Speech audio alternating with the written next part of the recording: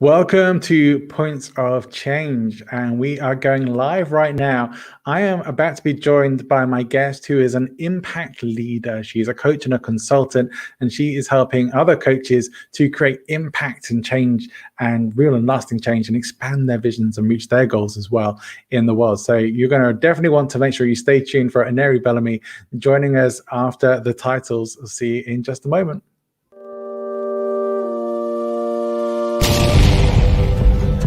Welcome to Points of Change, the show where week by week I'm chatting with coaches, presenters, trainers, mentors, change makers and visionaries about their critical points of change in their own life experiences, how they've created change for themselves and how they are helping others to do the same. Stay tuned for the show. We've got lots of great conversation coming up for you, and make sure you are subscribed so that you never miss an episode of Points of Change. Okay, welcome to the show. Welcome, A'nary. Great to have you with me. Thank you for having me. And you did really good on my name. You did awesome. Well, luckily I had the opportunity to practice. Otherwise, I think I would have said it a little bit differently. So I remembered from our previous conversation. I'm happy to say. So Great. The names are really important, right? It's nice when people get your name right. Right. Yeah. My name's pretty difficult to get wrong. Although, because I don't live in my native country, I do often hear some interesting pronunciations. But for me, I quite enjoy that. I quite like. One of my favorites is hearing my name said with a French accent. Is that when I used to work for the airlines, I would go by Johnny, and hearing some of my French friends say Johnny, it always made me go, oh yeah, I love that. I love that. Yeah, it does sound kind of neat. It does. It gives me a little tingle. Like, oh, I like my name being said like that. Maybe I should change it to Johnny. Anyway, let's go back to what we're here to talk about today, A'nary. You are an impact leader. So some people may be wondering what that is. It sounds great, but what does an impact leader do? What is your work all about? Well, in my case, an impact leader is a person that teaches people how to come about their magic elixir, right? What is it about you that stands out from the noise of what everybody else does? How do you stand out and become different so that people know that you exist, one, and two, so that you can truly leave what your mark is supposed to be on the world? So it challenges people to get out of that cookie cutter process in their business and really tap into who they are themselves and what they bring to the world. Who are the kinds of people that you usually would end up working with? So I usually end up working with coaches, but I've also found that the impact formula works well with direct sales people as well. And here's why I say that. I always tell the story of the Mary Kay lady, right? And I say, okay, in the marketing world, what do we say? We say colors matter. We say the brand matters. We say the product matters, all of those things. Well, Mary Kay took care of all of that, right? Everybody knows what Mary Kay is, whether you see the logo or not. When you see that pink Cadillac, you know it's a Mary Kay car, right? So how is it that one lady can earn 6 cars, right? And another lady is struggling to sell a tube of lipstick. Product's the same. It's been branded well. And it's because that one lady knows what her magic elixir is. So because she knows that, she's attracting people. And because the people are attracted to her, they in turn buy the product. I like that. And we're definitely going to dive a bit more into that. I want to find out, first of all, how you ended up doing the kind of work that you do. What brought you into this line of work? Well, I started out a stay-at-home mom that wanted to leave some kind of mark for myself, right? And I discovered that you could write for the internet. Well,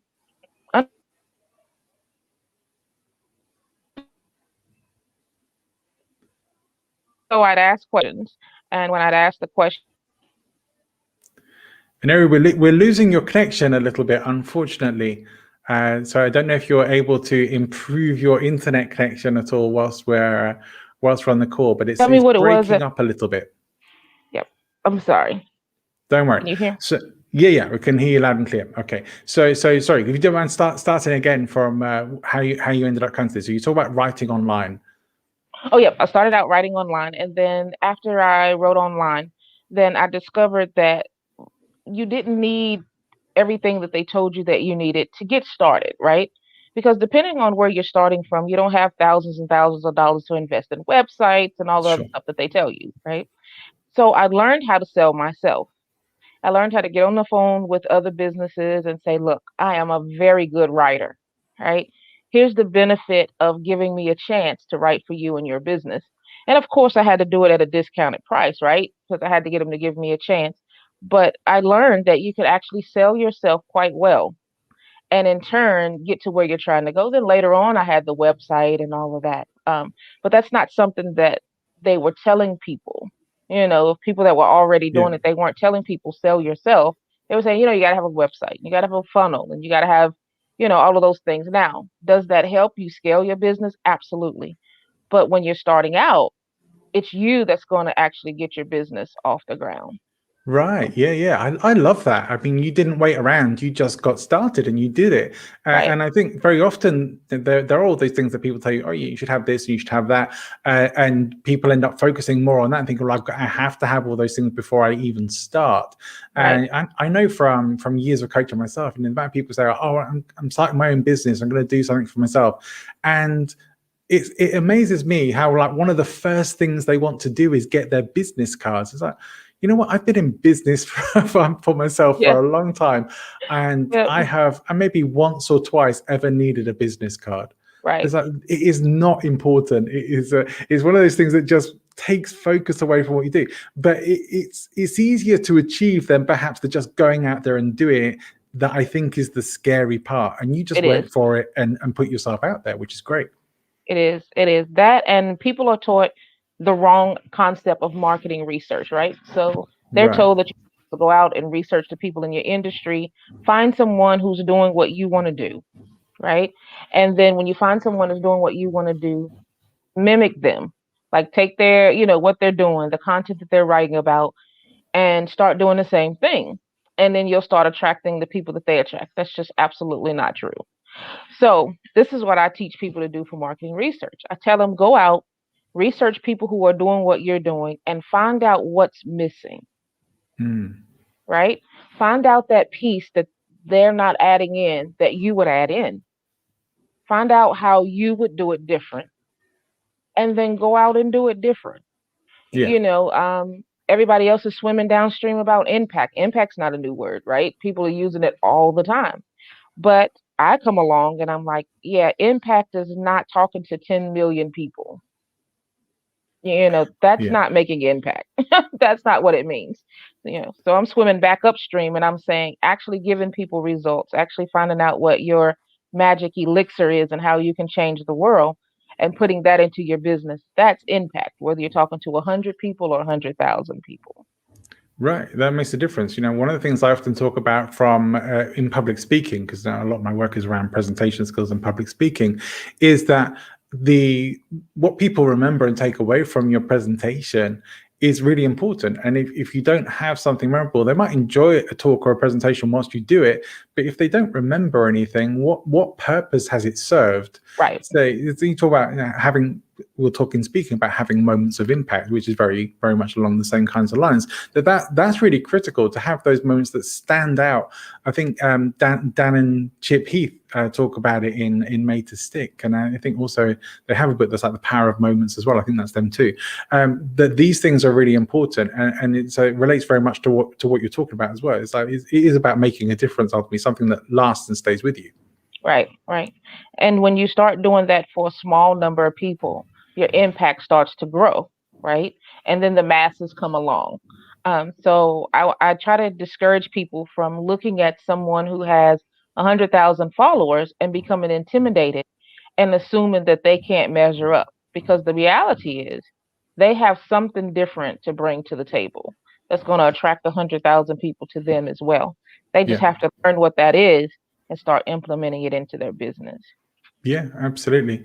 So, what are the general problems other than perhaps people waiting till they have everything to get started? What are the general problems that people have in being able to create impact and understand that? Is it just the bad advice they've had before, or are there other things going on? Well, it's a combination of a lot of things. It's information overload, right? It's people grabbing information from this person and that person and another person and trying to put it all together. because everybody has their own system.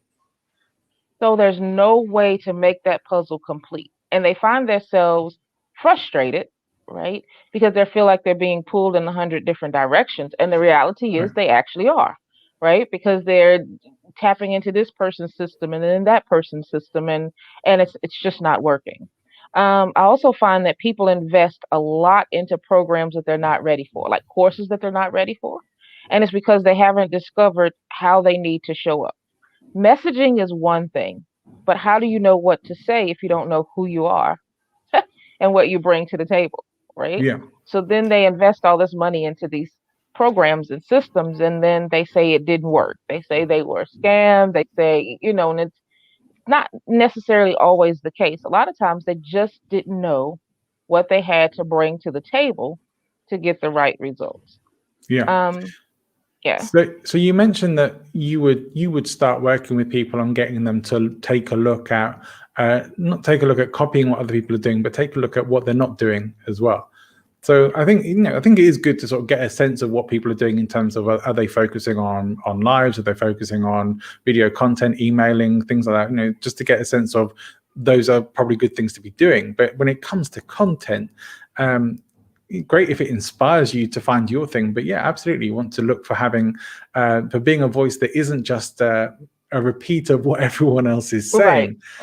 But I appreciate that sometimes you have to go through a lot of learning to be able to figure out what that voice is for yourself. But It is. how do you help people to then figure out what their voice is and who they are? Well, first of all, I ask them what is their desire, what is their passion, right? And then the next thing I do is I take them into what is it that follows you everywhere you go. And a lot of times they're stumped on that question. They're like, "What? What does that have to do with business?" Right? What? But yeah, it's what follows you everywhere you go. Is it that your family and your friends are always coming and asking you how to do things cheaper? You know what I mean? Is that the magic you bring to the table? Or are they always coming to you asking you about systems? Like, this is what I'm trying to get done. What's the best way to get it done? What always follows you no matter where you go? And that 9 times out of 10 is your magic elixir. So for me, it's thinking inside the box, but uniquely. And what I mean by that is I can look at a person's business or take an idea and instantly figure out ways they could have collaborated with someone or, a different way to go about doing the product.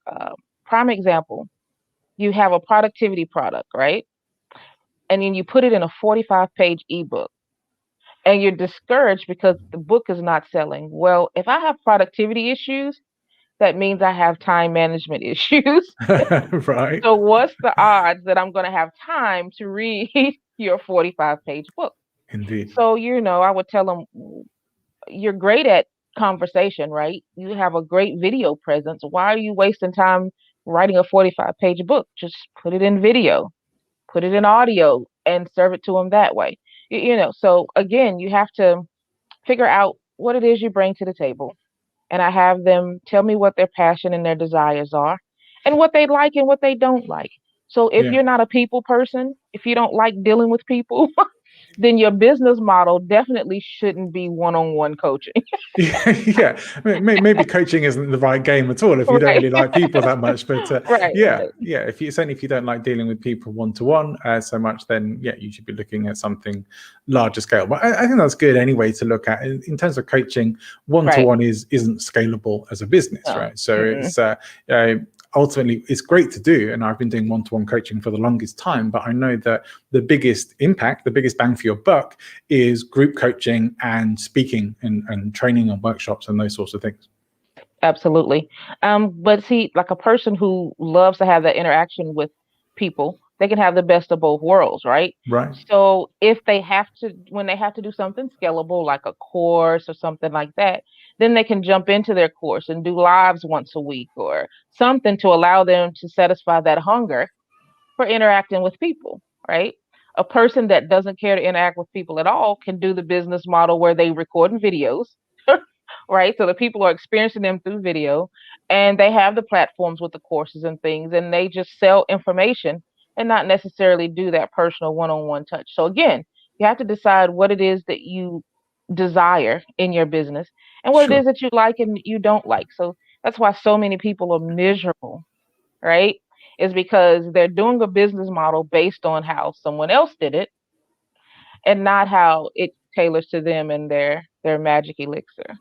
So there is no one size fits all then. No, no, it's not a cookie cutter process at all. I mean, you Yeah. take the information and then you tailor it to you and who you are. Yeah. I think that's something I've been discovering along the way as well. Is I very much have done all these sort of coaching programs that are teaching you to market in the way that other coaches are marketing and do things in the way that other people are, and yet you still have to. I find you still have to find your own way. I know that a lot of these places wouldn't recommend necessarily something like podcasting as a way to promote yourself and your business, and yet I've come into it and I absolutely love it. And you talk about finding a magic elixir. I love being a podcaster, and I don't know if everyone loves me being a podcaster, but but I love it, and I get a lot of value from it. And why I now have 3 shows instead of just the one that I started off with, because it gives me an opportunity to share in multiple platforms in multiple different ways. But as much as I love the public speaking side of it, I still do one-to-one and group coaching as well, and workshops and all these other things. But my primary focus has shifted to where I feel that the magic happens most, which I think is doing live videos, doing podcasting, and putting out that regular content.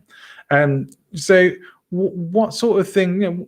How does somebody know what's going to be right for them? Is it a trial and error, or can you really figure out what fits for you in terms of being able to promote your business?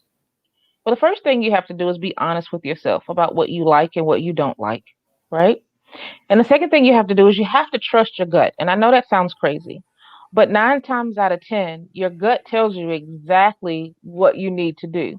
It's kind of like that desire to do something and you just can't shake it, right?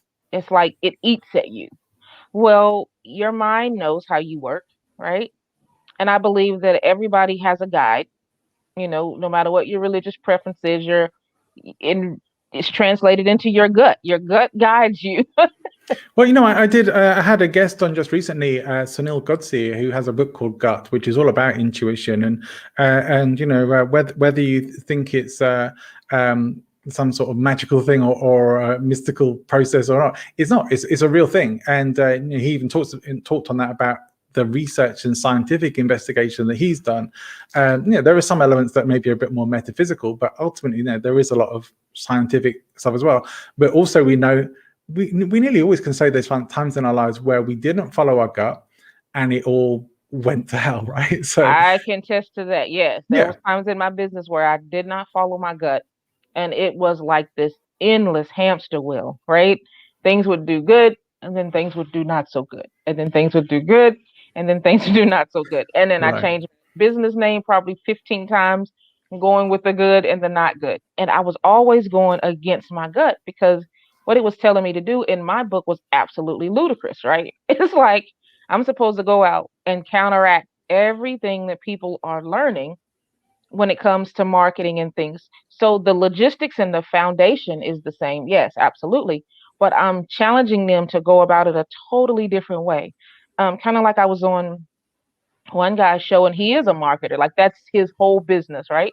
And here I am on his summit telling people stop marketing and start making impact, right? So it was a very interesting conversation because it was like I was telling people, hey, don't hire him to do what he does. But of course, we brought it back around to let them know what I was really saying is if you get out there and you show up and you make impact and you're all about change, right? Then that is marketing. right. So, we just have to get out of, again, we have to get out of that cookie cutter process and we have to get out of the mindset that telling people how to do something kills the sale. There's nothing worse than, I hear people tell people all the time, you tell them the what and the why, and then you sell the how. But here's my thing, if you've never shown me that you do actually know how, then why am I going to give you my money, right? How am I Right. going to trust that? I mean, of course, some people are going to buy into it because their pain point is just to that point where they'll buy into just about anything to try to solve the problem. But real quality people that like really know and trust you and become your ambassadors to bring more people to you, you have to tell people the how. So that's another thing that just drives me bananas. I'm like, even if you tell them how, 9 times out of 10, by the time you get done telling them how, and they hear how complicated it can be, especially if they don't know where to start or what to do, they're going to hire you anyway. They're like, oh, yeah, she knows how to do it. Now here's my money. Go do it for me, or here's my money, hold my hand and walk me through it. So Right. telling people how does not kill the sale. I get that. Yeah. It makes perfect sense. You want to see that people can do it. I've had a lot of people talking particularly over the last year, I'd say, about relationship marketing and about how critical that is. That you have to have this relationship, but you're adding that element of you don't just have to have the relationship. You have to have the credibility of be the person who's doing it. And it's often when people say, "Well, we want to come and work with." No, for example, some of the coaching that I do for a US company that I do contract work for, some of the clients that will come to me, they haven't got their finances in order, or they haven't got. I'm trying to think things that I work with them on. Like they want to do some sort of speaker training kind of thing, run workshops or create info products and kind of thing. And they're like, well, to be able to show them that I've done that, and that the company that I've worked with have done that for years as well. It's like we have a lot of credibility behind us, but you can see that the evidence is there. We don't have to demonstrate it. But there's this whole sort of realm now of people who are doing these flashy YouTube videos where they're hiring maybe a Lamborghini for the day and bringing in some top models and things to sort of hang around them and make it all look like they're living their best life ever. That they don't actually have a product, or they've maybe even stolen someone else's, or things like that. It's like that stuff is crazy, and hopefully is on its way out. But maybe we're going to be stuck with that forever. But hopefully, there's more people are recognizing it and calling it out now. But when you have what you're talking about, that really isn't so much of a concern. It's like if you can see the people are doing it and doing it well, you can get that sense of, well, they can help me then. So it's Right. that mentoring relationship more. And it's a nice mixture of the two. So don't get me wrong. I share pictures. I love to go waterfall chasing. Like that's my thing, to go chasing waterfalls and see them at different places and things like that. So of course I share with my audience that I went and chased a waterfall. Hey, look at this beautiful waterfall I saw today. So of course they can look at that and say, wow, she has time to have that kind of freedom in her life to go chase waterfalls. However, it's authentic. I'm sharing and letting them into my authentic life, not one that's staged. So that's the other thing you have to do, is you have to let people see the real you. And I mean the real you. So a lot of times people get into that mode of success, right? And they don't want to be transparent with people and say, look, I might be successful now, but 5 years ago, I was struggling in my business, or, 5 years ago, I was depressed, or 5 years ago, I was in financial trouble. Or I believe that that is key too, like really being honest with your audience about who you are, your past struggles and your current struggles. So, I have no problems telling people, some days I just don't want to get up. Sometimes being the CEO of your business is, you have to get out of that mindset that you don't have anybody to answer to, because of course you got to give good quality to your customers or your clients, right? One. And two, there's people out there in the world that need your magic elixir. And if you're not showing up, you're not healing people, right? Yeah. Because they have to see you. You have to show up. So, but I'm honest. I'll get on a video and say, oh my God, I just really did not want to move this morning. I'm running 2 hours behind. And a lot of times, even one of my mentors one time, he's like, you can't tell the world everything. Yeah. Some things are meant to be quiet. You can't share everything. And Yeah. I'm like, but I'm a real person, right? And then sure enough, somebody came along and they said, I love the way you do your coaching. She said, because you're very vulnerable, right? I think I did a post about my rights and my wrongs in the world, and how I'm still managed to show up and offer greatness to the world despite my past, despite, and they really appreciated the transparency, because they're being fed this facade, right? Kind of like the TV and things, that perfection looks like this, success looks like this, Yeah. and they feel like it's not reachable, Yeah. right? It's like, well, I'm down here suffering here. Success isn't reachable for me. And it's like, no, I used to be you.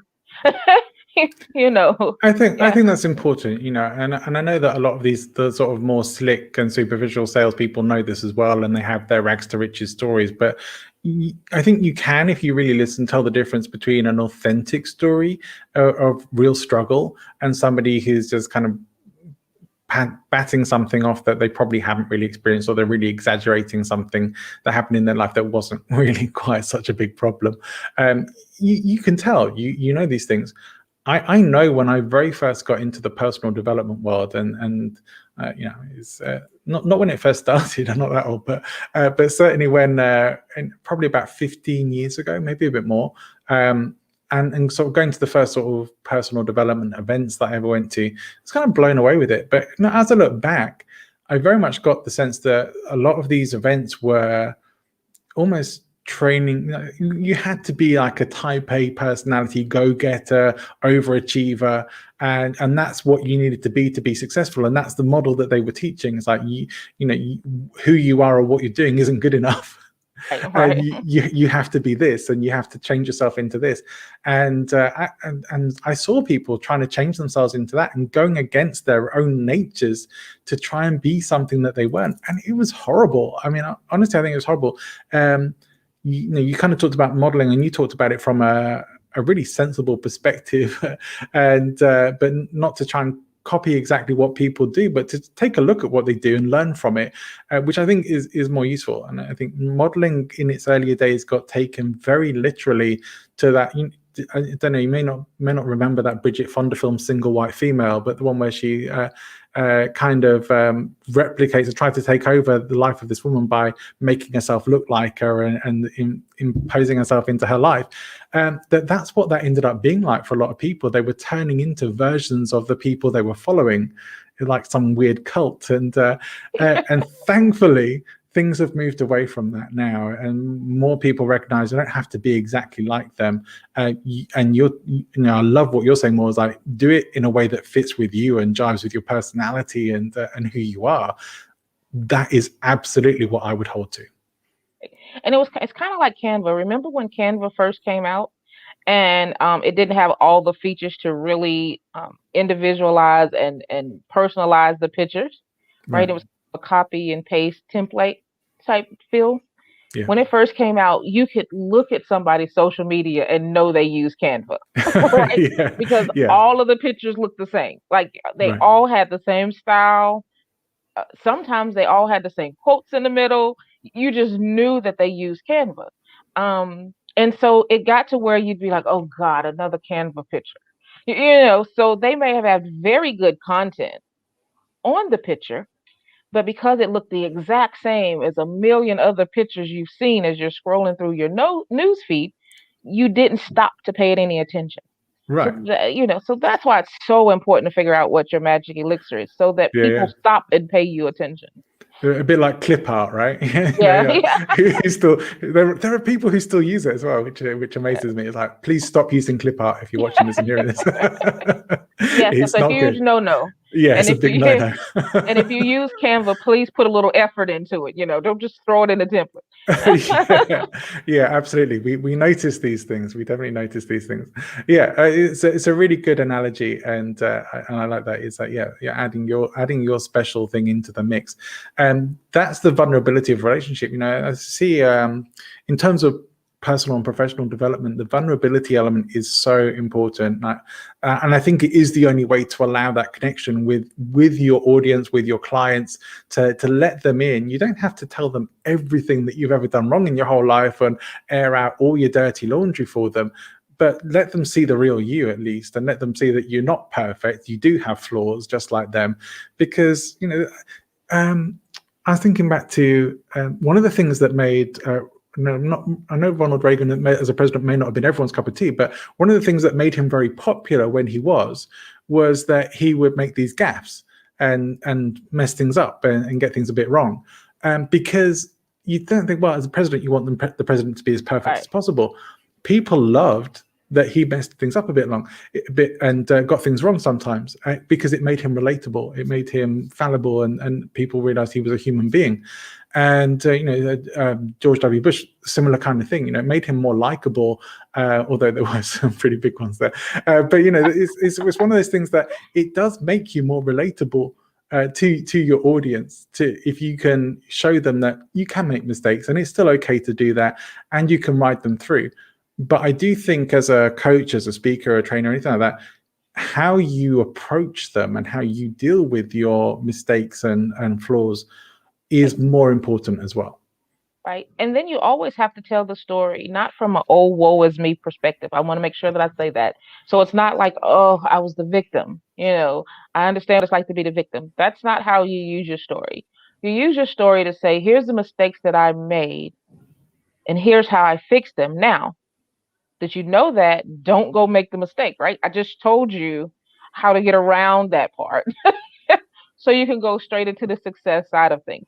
So it's good to let them know, hey, this is the mistakes that I was making, just in case they're actually making those same mistakes. They know what it is they need to shift, because they don't always know that they're doing it wrong or that they're headed in the wrong direction, unless they can identify with somebody else headed in the wrong direction that, recorrected. So you don't use it as a victim, like you want everybody to feel sorry for you and become your client because they feel sorry for you, right? That's not a good way to go and get clients. That's not what you're using it for. No. I mean, if that's your methodology, you might as well go online and go, please be my client. I need clients. It's like, who's that going to work for us? Like, you try that strategy in dating and see how far it gets you as well. See what you attract. No, nothing good probably. But this is really important about how you own things in your own life. One of the things I like to reframe with many of my clients who are in this sort of area as well is that failures and mistakes are not the opposite of success. They are part of your path to success. They're not the failure doesn't mean you have failed and you're never going to be successful. The failures have to happen, the mistakes have to happen to get you there. But if you can find the people who can show you how to avoid them, better for you, because you can avoid the pitfalls and get there quicker, get there faster.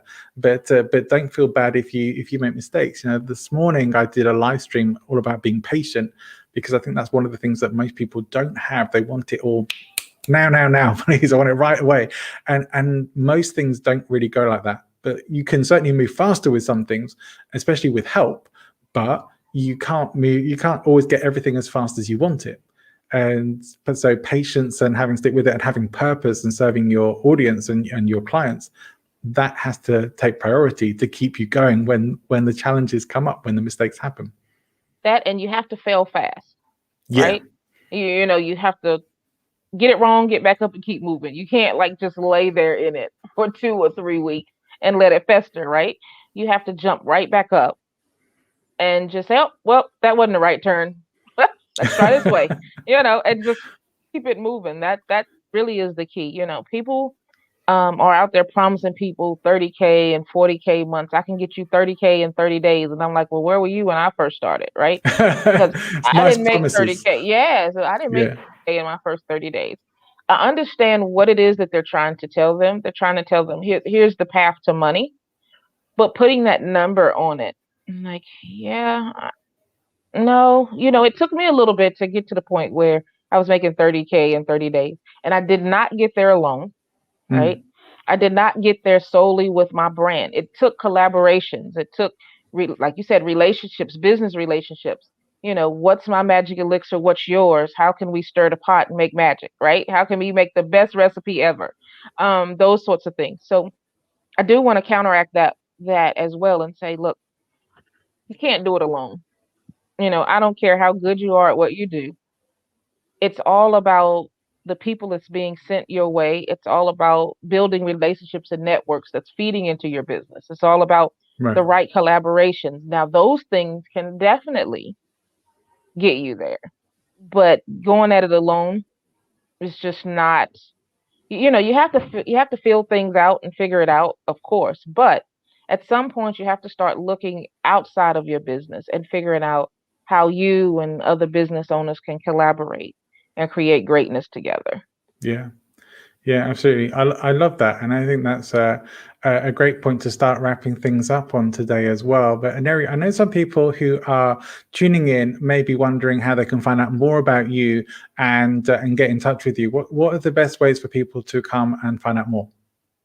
So they can go to highperformingcoaches.com, and that's ing, so high performing and then coaches with an s.com. But I'm a person that likes people, right? So you can find me on Facebook, A'nary Bellamy, or the High Performing Coaches. You can find me on LinkedIn, A'nary Bellamy. You can find me on Instagram. Jump in my inbox, ask a question, say, hey, I'm stuck. This is, I have a question, or this is something I've really been stuck with. What would you advise? I love giving free advice. I am a how person. And then I'll tell you why. So I do it the opposite. I tell you how to fix it. I go back and tell you why you should do it that way. Yeah. So yeah, feel free to reach out to me. I love answering questions. I love doing hot seat coaching. Whatever makes an impact and makes a change. I love your approach, and I've enjoyed the conversation thoroughly, and I hope many people will come and check you out and connect with you and find out more. I'm certainly very glad to have connected with you, and very much appreciate you coming and giving up some of your time to come and join me on Points of Change. A'nary Bellamy, thank you so much. Thank you for having me.